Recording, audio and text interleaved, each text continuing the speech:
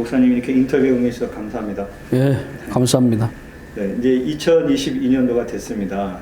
이제 그동안 참 힘든 시간도 보냈고 많은 변화를 겪어왔는데 저희가 2022년도를 맞이해서 이제 앞으로 어떻게 우리 감리교회가 대응해 나가야 될지, 어떤 사회적 변화가 일어날지 우리가 예측해보는 시간을 마련하고자 합니다.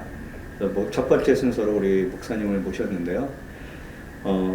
일단은 2022년도에 사회는 어떤 특징이 있을 것이고 어떤 변화가 예상이 되는지 그거에 대해서 좀 말씀해 주시기 바랍니다.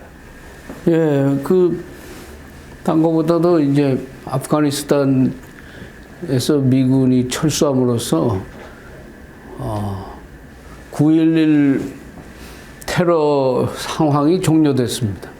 그것은 시대적인 전환점으로 볼 수 있는데요. 국내에서는 이제 대통령 선거를 3월 9일 날 치르게 되니까 실제로는 연말연시에 구분이 없습니다. 지금은 격전 시기이기 때문에 특별하게 굉장히 신년에 대해서 기대를 걸 수 있는 상황은 아니고요. 분초를 다투는 상황이지만 우리 한국 상황에 대해서 좀 말씀드리면은 다원화됐죠. 그래서 성차별 금지법이 지금 상정되어 있는데 교회 선교의 입장에서는 굳이 그런 법이 통과될 이유가 있을까를 생각하겠지만 사실은 오랜 동안 관행이었던 남성 우위 문화를 깹니다. 깨지게 됐고 그 다음은 동성애예요. 미국 교회가 무너졌던 것처럼 세속의 문화 수위가 높아지면서 교회의 뚝이 무너진 겁니다. 조심스러운 게 아니라 상당한 충격이 올 거고요. 회중석의 자리 이동도 심하게 됐어요. 설교자의 오랜 권위를 넘보는 회중석이 아마 22년이 됐을 때는 더 격화될 겁니다. 왜냐하면 교회 안에 재판 숫자를 봐도 그렇고 그 변호하는 그 내용들을 봐도 최근에도 충청연에서 그런 일이 발생했는데 교회의 강단권을 놓고서 질의에 문제가 생기면 즉각 반응을 하는 시대가 됐습니다. 과거에는 도심지 교회들이 분란을 일으킨 거에 비해서 도농복합지역이나 농촌지역은 잠잠했었습니다. 문제가 없어서 그랬을까요? 아니죠. 가치 평준화라는 의미에서 다원화가 이루어지지 않았던 데 비해서 지금은 이주민도 300만이 넘었고 또 탈북자도 저렇게 3만이 넘게 됐고 우리가 예민한 북한의 핵무기 보유를 인정을 안 할 수가 없는 현실로 돌아왔기 때문에 이런 여러 가지 복잡하고도 예단이 안 되는 그런 상황에 내몰려 있습니다.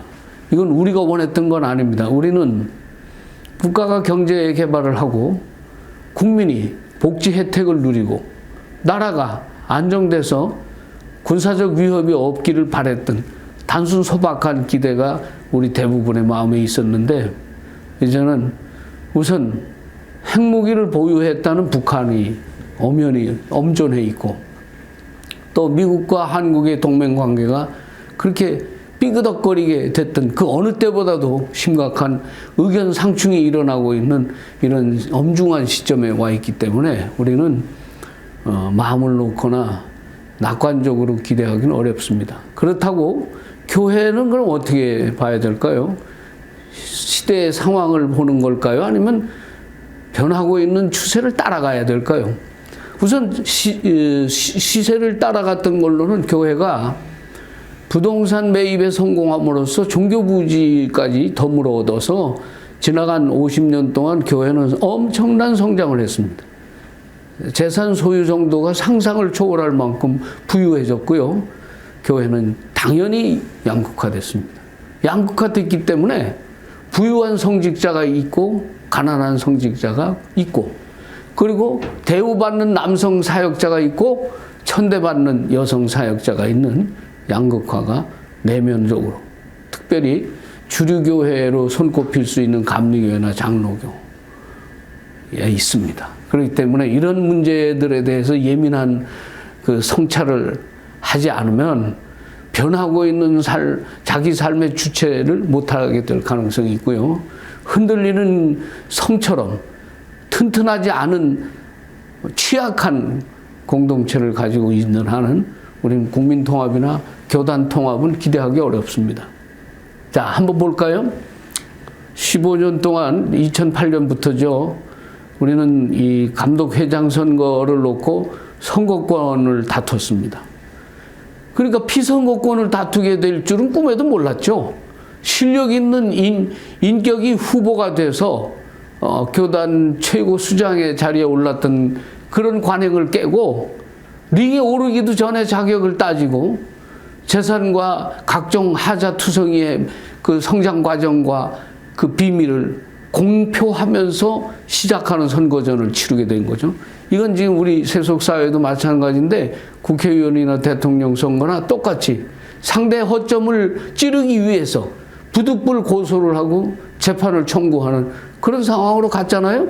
이건 엄연히 교회 안에 일어난 세속화가 교회의 숨통을 조르고 있는 겁니다. 따라서 이 사회 변화라는 건 다른 게 아니고 순결하고 청빈한 사람들만이 교회에 있는 게 아니고 사악하고 탐욕스러운 사람들도 교회에 있기 때문에 서로의 약점을 노려서 약육강식을 전개하는 그런 엄연한 목회와 엄연한 선교 현실에 우리가 있습니다. 이걸 신년이라고 예외가 아닙니다. 숫자상으로만 새해가 왔지 우리는 오랜 동안 지나간 세월 동안 의복만 받고 입었고 의식은 멀쩡히 구태연하게 살았던 거죠. 이걸 우리는 말하고 싶고요. 또 제가 말하겠다고 하는 것은 이런 영적인 통찰 또는 문화적인 자기 반성이 따르지 않는 신학적이고 성경적인 증언은 의미가 부족합니다. 그것은 19세기 이후에 삶의 자리를 떠나지 않는 것이 신학이었듯이 그리고 20세기 독일의 그 엄혹한 나치 치하에서 고백교회를 이끌어냈던 신학자 말들을 인용하지 않더라도 성경과 신문은 엄연히 우리 양손에 있습니다. 시대 변화를 봐야 되죠. 보는 것만큼 건물 기독교를 만드는 우리가 이제는 수성하는 입장이 있어요. 건물 기독교의 내용을 채우지 않으면 경매에 들어갈 수도 있어요. 부당한 투자 방식에 의해서 부가 축적되지 않듯이 부당한 방식에 의해서 형성된 건물 기독교, 토목 기독교 이런 기반은요 어느 날 순식간에 무너지고 영적이고 도덕적인 기준을 벗어나면요 지탄받아 마땅합니다. 저는 이런 얘기를 할 수밖에 없어요. 교회가 대차게 현실을 직시해야 됩니다. 최근에 일어난 일 하나만 예발을 들게요. 사람들은 코로나 바이러스에 관해서 굉장히 암울하게 느낍니다. 어느 누구도 그걸 낙관적으로 설명해낼 수 있는 재간은 없어요. 이건 패스트 이후에 인류를 가장 위협했던 목졸랐던 그런 세균 전쟁의 다름 아닙니다. 이 세균 전쟁은 그럼 가공할 음모론이 있겠죠? 그 음모론의 내용은 뭘까요? 지구촌의 패망을 재촉하는 이 음모론의 실체는 뭘까요? 이런 걸 생각해 보면 교회는 코로나 바이러스 19 상황에서 굉장한 타격을 입었습니다. 생각보다 더 많은 타격을 입었습니다. 왜 그랬을까요? 우선 보세요. 예배를 드린다고 해놓고서는 온라인으로 설교만 합니다. 밑에 자막에 헌금 계좌가 나와요. 이게 무슨 예배입니까 이게? 예배라는 건 성경적으로 구약으로 제사가 아니라 신약의 희생제사로 말한다면 그리스도 예수의 십자가를 증언하고 십자가에 동참하는 결단을 내리고 거기에 합당한 희생의 제물을 바치면서 스스로를 삶을 결심하는 자리입니다. 그런 순간의 예배라는 건 온라인으로나 또는 대면 예배를 금지하는 이런 상황에서 기대할 수가 없는 거예요. 이 문제를 짚지 않고 포스트 코로나를 진단하는 사람들 많아요. 신중하라 그러고 자애하라 그러고 자중하라 그러죠. 그건 누구도 할 수 있는 말이고 짜증나는 말이라고. 예언자의 신탁은 그렇지 않아요. 죽고 사는 문제, 신앙의 문제, 믿음을 어떻게 결단하고 결행하느냐 하는 그런 문제를 예배에서 다루는 거예요, 그게. 그런데 우리는 이 720일 이상 동안 마스크를 쓰고 사회적 거리두기를 두고 청결을 강요당한 이 방역 상황에서 예배는 무참히 무너졌습니다. 물론 일부는 방역 당국에 협력하느라고 대면 예배를 중지했어요. 그런 사람 많습니다. 그러나 거의 대부분의 순진한 크리스천들, 우리 교회 감리교인들은 예배 받습니다. 보려고 공무원들과 싸웠고요. 방역에서 한 소리 들었고요. 박해를 받았어요. 방역의 전환점 때마다, 롤러코스터를 타는 방역의 전환점 때마다 교회는 희생이 됐어요. 이번에도 오리콤 변이가 발견됐을 때도 분명히 감리교가 희생당했어요. 그건 억울하기 짝이 없는 겁니다. 왜?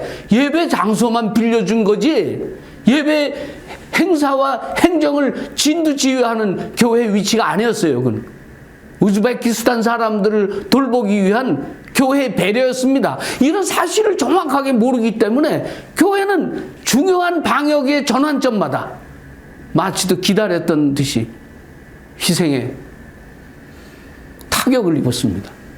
또 하나는 이 예배, 대면 예배의 실현 가능성 때문에 한교총이 엄청난 정치 공작에 시달렸습니다. 차라리 NCC는 마음 편하게 예배를 안 드렸어요. 근데 예배를 보겠다는 사람들이 결과적으로 문재인 정부 안에서 그 정치 공작에 놀아났습니다. 그러고도 방역 세계 최고 수준이라 그런 건 참 가상할 일이죠. 자, 이쯤에서 긴장을 좀 푸세요. 중요한 건 우리가 시대의 징조를 읽고 영적으로 감응을 해야 될 교회는 예언자적 자기 신탁, 곧 새 일을 행하시는 하나님의 손길을 봐야 됩니다. 그런 눈길을 떠서 볼 줄 아는 각성된 주인이 돼야만 하나님의 영광을 나타내고 힘입을 수 있습니다.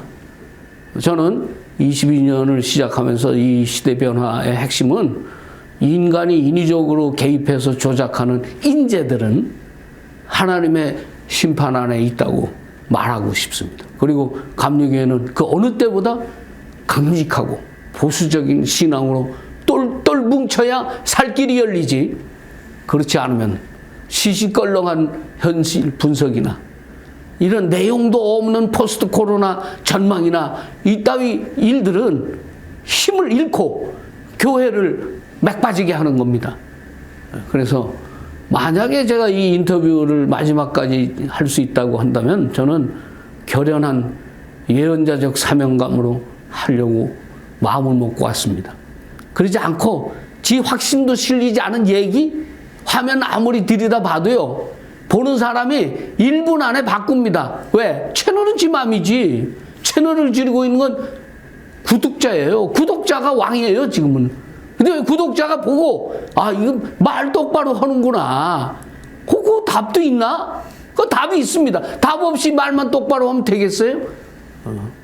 목사님이 말씀하신 그 내용을 보니까 조금 암울한 느낌도 좀 나고, 그러면 한편으로는 또 좀 대안을 좀 제시해 준 면이 있어서 많은 좀 조언이 될 것 같고요. 이제 이렇게 사회적 이제 변화와 또 이제 교회 내적인 어떤 변화에 대해서 또 말씀을 해주셨는데, 또 우리 감리교회에 대해서도 어떻게 변화가 예상이 되는 건지 또 한번 그거에 대해서도 말씀해 주시면 더 좋을 것 같습니다. 나이를 먹었기 때문에 지나간 연대의 기억들을 제가 합니다. 그러니까 감리교 얘기를 하자면 우선은 입법총회의 결정이 감리교 행보에 굉장히 중요합니다. 2003년 조천 총회에서는 무슨 결정을 했냐면 감독회장 피선거권에 대해서 범죄인 경력 조사서를 제출하라는 게 결의됐습니다. 상당히 도발적인데 그 내용은 거의 1년 이상 끌었던 내용은 다른 게 아니에요. 피의 사실이 있는 후보자를 제압하기 위해서 범죄인 경력을 내놓으라고 한 겁니다. 근데 그것은 개인이 구독은 할지 몰라도 공시는 안 하게 돼 있어요. 특별히 경찰서 거는 공시용이 돼서 임용할 때 쓰지만 이 법원에서 발부되는 증명은요, 그 공시용이 아닙니다. 근데 그걸 제출하라고 결의를 해요. 물론 해당된 후보자가 그걸 견디다 못해 수락을 했어요. 그게 총회에 현장에 있는 사람만 아는 거예요. 그러고 나서 예상보다 더 심각하게 피선거권을 제약받는 법원에 가처분 인용이 났습니다. 그게 15년째 됐습니다. 그래서 감리교 안에 있는 일도 일반적인 상무, 그러니까 예배를 드리고 신방을 가고 속회를 예배를 보고 하는 이런 상무에 있어서는 교단이 흔들리지 않았습니다. 그러나 감리교 본부 1년에 건 400억 가까운 돈을 지불하고 130명이 넘는 상근자가 있는 본부는 말도 못한 타격을 입으면서 총무는 무력감에 빠지고 부장들은 각계약진으로 정치를 하고 모든 행정 업무 외에 본 업무들은 다 마비 상태에 들어갔습니다. 그게 지나간 15년의 역사입니다. 그렇기 때문에 지금 감리교가 창구가 단일화된 선교, 단일화된 교육국 있지만 다음 세대를 위한 교육국 사업조차도 총무가 교체되면서 하나도 수행되지 않습니다. 선교조차도 그 문제에 관해서는 사업비가 없다고 하는 이름으로 직원들만 있지 실제 창구 견고한 업무 능력을 수행해낼 수 있을 만한 업무를 못합니다. 그러면 대형 교회는 가능합니까? 대형 교회는 가능한데 대형 교회는 권력이 인격화되어 있기 때문에 한 사람에게 1인 집중으로 통제가 돼서 사업의 창의성이 떨어지고 자신들의 생존을 위한 사업 업무에만 집중하게 되어 있습니다. 따라서 교회를 살리는 공공 분야에 공유 지분이 확보되어 있지 않은 게 우리 감리교회 현실이고, 또 그렇기 때문에 창구 직원이 양성이 안 된 상황에서는 실무 능력이 받쳐주지 않기 때문에 아무리 좋은 결의를 해도 시행세칙이 없이는 수행되지 않은 것처럼 실력이 없는 실무진이 업무를 추진하지 않고 자연히 정치 공작에 빠지게 되는 것입니다. 그래서 이런 자리에서 말씀드리는 것은 감리교가 감독 이 제도를 꼭 해야 되느냐 하는 깊은 회의를 했던 우리 감리교회는 지금도 여전히 의회제에 기초한 감독제를 지키고 있습니다. 34회 입법총회에서는 이 문제에 관해서 출구가 열렸습니다. 왜 열렸을까요? 15년 이상 묵었던 선교적인 정책 제안이 합법적인 절차를 거쳐서 합의되고 공포됐습니다. 들어볼까요? 공유교회입니다. 이거는 1997년부터 영국과 미국에서 선교하는 교회를 지향하면서 기존의 기성교회로부터 벗어나려는 수 없는 흩어진 하나님의 백성들, 가나안 교인들을 상대로 하는 뉴 엑스프레션 운동이 한국에 와서는 공유경제 구조 하에 공유 숙박처럼 공유교회라는 제도로 탄생했습니다. 그건 굉장한 전환점이 왔는데 그것은 뭐냐? 앞서서 지적했던 건물 기독교에 반하는, 재산은 없더라도 성령 안에 의지하는 하나의 공동체가 신앙생활을 영위할 수 있도록 보장해주는 교회 제도권적인 그런 뒷받침이 이루어진 겁니다. 두 번째는 이주민 선교사 제도를 채택했습니다. 이주민 역사가 40년이 훨씬 넘는데도 불구하고 이주민 300만 시대에 와서 공개적으로 감리교회가 이주민 상대의 선교사 제도를 가동한 겁니다. 꽤 오랫동안 고생했어요. 관련자들이. 합법적 지위가 없었기 때문에 거의 그야말로 암행으로 선교를 했지 연회 주소록에 나오지 않았습니다. 이제는 나올 수 있습니다. 세 번째 중요한 건 감리교 교단의 특성상 연대주의가 사라졌습니다. 이유가 뭘까요? 75년 교단이 두 개로 갈라졌을 때 연대주의는 실종됐습니다. 왜 실종됐을까요?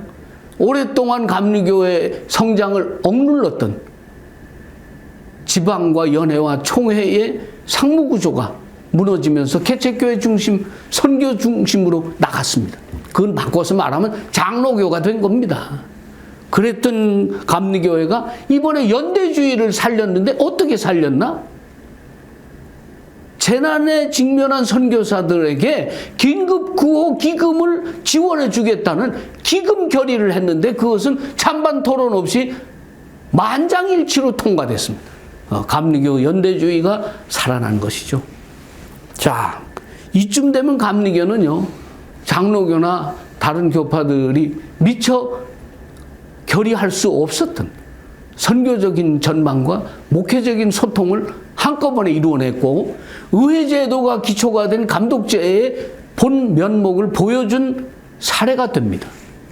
따라서 재판으로 송사로 정치 공작으로 얼룩졌던 교단 내의 모든 이런 관련자들은 지금 할 일이 없어졌고 거꾸로 본부도 그렇고 연회도 그렇고 정신 똑바로 차려서 프로젝트만 제대로 성안을 시키면 전도도 선교도 가능하게 됐습니다.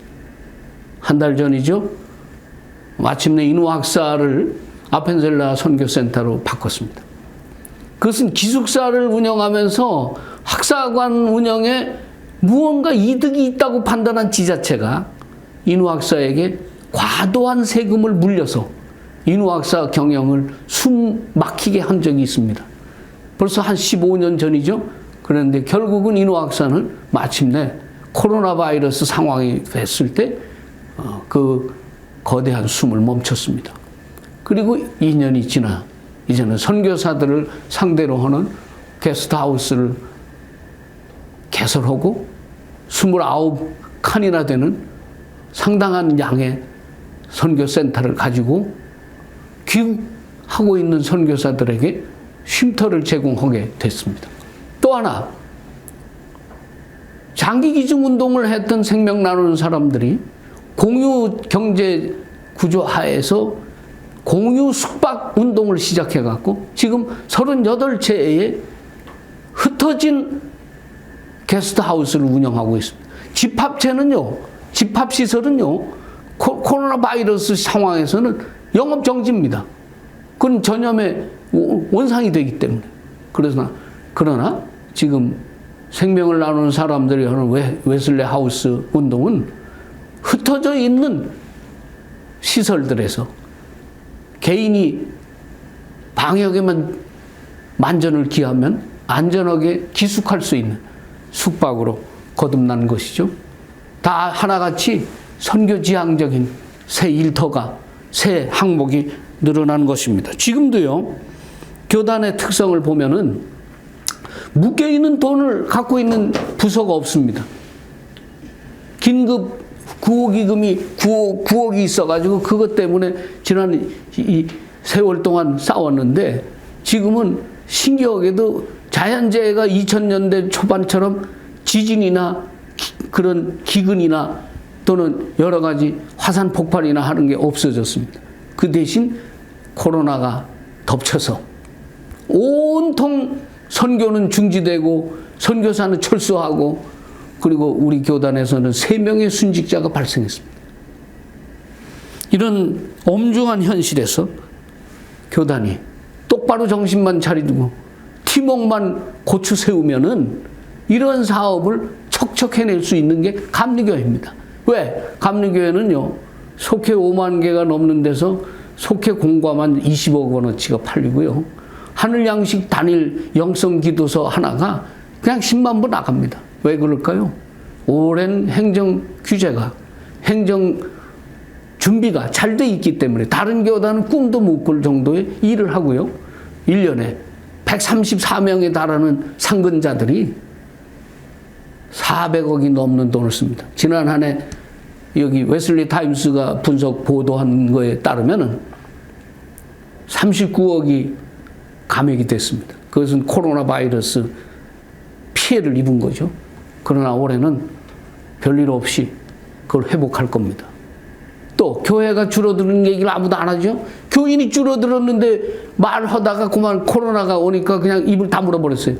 그 공부를 안 해서 그런가요? 아니죠. 자성하는 건 불리하니까 안 했던 거죠.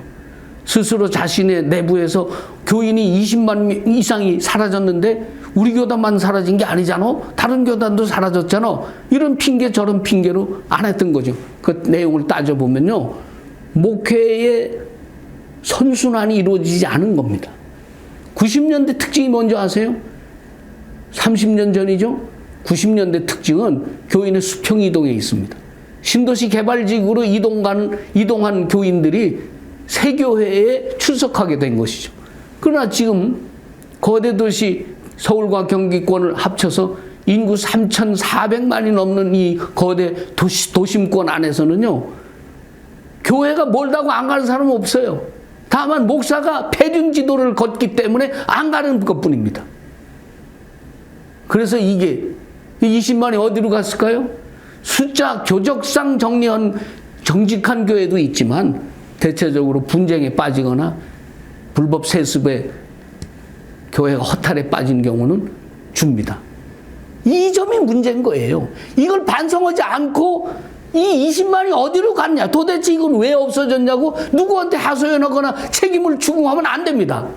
중요한 거는 그 내용이 그렇게 기가 막힌 교회 사사화에서 발생됐고, 사사화를 청산하는 교회 재판제도가 허술했고, 그것을 감시하고 그것을 규제할 만한 행정력이 미치지 않아서 교회 목회는 이 지경이 된 거죠. 그래서 우리 속사정으로 얘기를 해야지 밖에 막연하게 이마 씻는 그런 소리, 되지도 않은 소리를 하거나 경건을 조장하는 얘기를 하면 안 됩니다. 내용은 경건한 도둑놈이 교회에 있다는 거예요. 경건한 도둑놈이 어떻게 교회에 있습니까? 중세의 수도원에도 있었어요. 옥스퍼드 대학에도 있었어요. 그래서 1777년에 옥스퍼드에서 나온 기도서를 불만을 갖고 있었던 윈저 왕실에서 기도서를 불사르고 수도원과 옥스퍼드 대학의 소유 재산을 다 뺏어버렸습니다.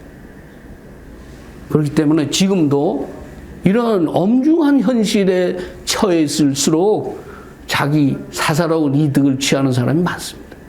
교회가 바로 그 점 때문에 가난한 교인이 200만이다 300만이다 하는 이유가 된 것이고, 그 길을 잃은 영혼들은요, 그 이교도가 될 수도 없고, 그렇다고 교회로 돌아오기엔 너무 시어 빠졌기 때문에 이 사람들을 상대로 하는 설교자도 없고 신학자도 전무합니다. 이 신학은 더해요. 자연재해가 와도 설명 못하고 고작 한다는 말이 클라이밋 저스티스를 한대요.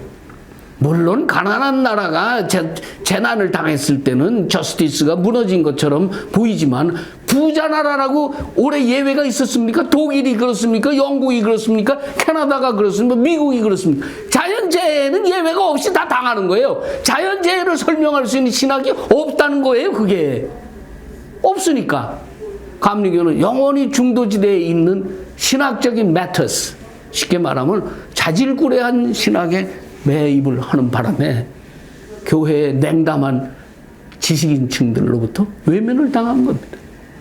신학이 한 식탁 복판에 있어야 돼도 시원찮은데 숭늉처럼 밥을 다 먹은 다음에 들어오라고 명령을 해도 들어오지 못하고 쭈삣거리는 것이 지금 우리 감리교 신학인 것입니다. 그렇기 때문에 교회가 커지니까 신학이 필요한데 교회에 신학이 없으니까 타락하고, 매권 매수를 하기 위해서 금권 선거를 자행하고, 그걸 부당한 재판으로 끌고 갔다고 억울해서 분해가지고 법무법인에게 막대한 변호비를 지불하는 이유도 따지고 보면 이런 기본이 잘못되어 있기 때문에 감리교회가 어려움에 있는 겁니다. 기회가 되니까 이런 말도 하는 거예요. 이런 말 하는 채널도 없고 그런 주장하는 사람도 없어요. 그러나 해야 돼요. 그래서 감리교는 어떤 변화가 왔냐? 그것은 오랜 전통대로 1970년 감리교회가 분열 직전에 들어가는 태풍 직전처럼 고요할 때 감리교 선교국은요, 이름을 전도국에서 선교국으로 바꿨습니다. 하나님의 선교를 선교의 과제로 삼았습니다. 그리고 한 게 뭔지 아세요? 아시아를 선교로 품에 안겠다고 선언했는데 그때 선교사를 2사람밖에 안 보내놓고 아시아를 품는다 그랬어요. 그러나 지금 우리는 보시다시피 1346명의 선교사와 852가정이 사역하고 있는 해외 선교구가 있습니다. 세계는 나의 선교라는 사명에 충실한 해외에 나가 있어 고생하고 있는 선교사들이 있습니다. 아시아를 품에 안기 위해서 50년 전에 내놨던 아시아와 세계를 용도하는 감리교회가 되겠다고 했던 그 얘기가 불현듯 생각나네요. 세대가 달라졌어도 하나님 앞에 약속하고 소원한 건 이루어진 거죠. 우리는 잊지 말아야 됩니다. 누가 교회를 붙들고 있냐가 아니라 그리스도께서 통치하고 그리스도가 왕이심을 알고 있는 사람들은 순종을 합니다. 지금도 전도하고 지금도 선교하고 지금도 나눠서 상대를 즐겁게 하고 불우한 이웃의 벗이 됩니다. 감사합니다. 좀 더 이제 분석을 해서 2022년도에는 어떤 우리 이슈가 감리교회에 있을 것인지, 그리고 감리교회는 또 어떤 대응을 해나갈 것인지 마지막으로 마무리 좀 해주시면 감사하겠습니다. 감리교는 그 장감성 세교단이 개신교 선교의 축을 이룰 때부터 장로교와는 다른 입장에 섰습니다. 그것은 복음을 가지고 교육과 의료, 지역사회 개발에 주목했습니다. 이것 때문에 교회 교세가 차이가 난 건데요. 반면에 장로교는 개척교회 중심으로 가면서 그래서 1908년이 돼서야 비로소 동로회를 만들 정도로 그 교회 행정과 체제가 감리교회에 비해서 떨어졌습니다. 그런데 무슨 일이 났기 때문에 이럴까요? 감리교는 미국의 1882년에 한미 수호조교가 맺어지면서 보빙사가 이 미국을 다녀갔는데요. 거기 그 흥미있는 거예요. 그 볼티모어에서 워싱턴 가는 기차에서 민영익은 감리교 러블리 레인 교회의 가우처 목사를 만납니다. 근데 그 사람은 그 당시 가우처 칼리지의 학장으로 있으면서 세계 선교에 관심이 많았던 중국 선교를 집중력 있게 했던 분인데요.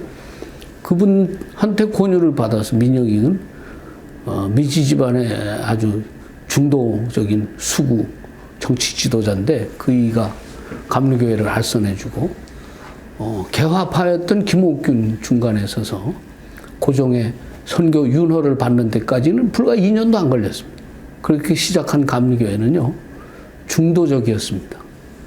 그러니까 울타리 밖으로 나가지는 않았어요. 감리교회는. 그것 때문에 크게 성공한 것 같지는 않아도 교육사업과 평신도를 육성했고 사형수로까지 전락했던 이승만을 훗날 40년 뒤에 한국의 초대 대통령으로 만들었습니다. 그렇기 때문에 감리교회는요, 크게 보거나 작게 보거나 복음주의 안에서 중도 현실주의를 가기 때문에 이렇게 과격하게 좌경화가 되지도 않고 그렇다고 보수적이고 아둔한 복음주의자가 되지도 않는 그런 특성을 가지고 있습니다. 이 특성에 맞춰서 교회가 할 수 있는 일은요, 우선 기존에 쌓아놓은 가치 위에 청출어람을 하는 각오를 해야 됩니다. 있는 기반이 든든하기 때문에 좋은 인재도 많고 천하의 등용문에 기다리고 있는 수백의 수천의 감리교 목사들이 있습니다.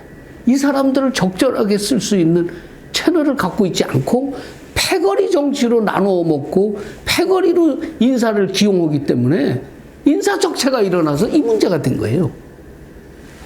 이 신년 초에 밥상머리에 앉아서 이 문제 얘기하면 너무 흥분되니까 할 수는 없고, 중요한 건 내면적으로 감리교회가 있는 자산만 잘 활용해도 성공할 수 있는데, 있는 자산은 방치하고 없는 일들을 하러 다니니까 어렵다는 거예요. 그게 교육국이 시작할 때 다음 세대 육성으로 했고요. 선교가 시작될 때 해외 선교가 아니라 국내에서 기관 사역을 도와줬던 게 전도국이었습니다. 그러니까 그 기능에서 크게 벗어나지 않는다면 지금 선교국은 거의 해외 선교부처럼 변했어요. 그것처럼 우리는 다른 거 할 게 없어요. 평신도 사회국에만 있는 위탁법인이 80개가 아니라 100개입니다. 우리 자산이요, 문체부 안에 등록된 자산으로는 개신교단 1위입니다. 근데 왜 사람들은 찔찔 맬까요? 합리성 있는 인재 양성이 안 되고 양질의 사람들이 연대주의를 상실했기 때문에 들어와서 자기 개인 정치를 합니다. 이 연대주의가 파괴된 현상이 오늘의 감리교회를 이 지경 이 꼴로 만들었습니다. 그래서 대형교회가 교단 말 듣습니까? 중형교회가 소형교회를 보듬길 합니까? 이게 이렇게 된 이유예요. 그래서 핵심은 복음을 나누는 전도에서는 전도 전문가와 선수급들이 모여서 전도 라운드를 만들고, 나눔과 봉사, 섬김에서 시작한 사람들은 거기에서 국내 지역사회 봉사를 하고, 또 하나 이런 선교사 지원 관계를 하는 사람들은 여기저기서 서로 엮여서 이번에 나오는 이런 선교 후원 기금을 빌미로 더 많은 빵떡을 만들어서 선교사들에게 재공급을 해줘야 돼요. 그렇게 해서 숨통을 늘려줘야지 현장에 가 있는 선교사들이 무슨 재주로 모금을 하고 무슨 재주로 자기 스스로 커집니까? 선교사는요, 10년 현장 활동하면은 그 다음에는 행정관료가 되고, 행정관료에서 경력과 실력이 쌓으면 신학자가 되는 거예요. 이게 양주삼 씨가 그렇게 해서 만주선교 가서 관리를 하고 나서 교단의 총수가 됐어요. 근데 왜 이렇게 안 합니까? 이거는 왜 이런 일이 났냐면, 교단이 다원화돼서 인재가 충돌하는 게 감독 선거입니다. 그러다 보니까 자연히 선거 전에 동조를 했던 사람들에게는 후한 상을 내리고, 선거와 무관해서 살던 사람들은 상이 없어요. 자연히 우수한 인재들은 변방에서 울고 앉았어요. 감리교 걱정하는 사람들은 그 걱정을 먼저 해야 돼요. 왜 프로그램이 안 되냐? 그거 안 되게 돼 있어요. 왠지 아세요?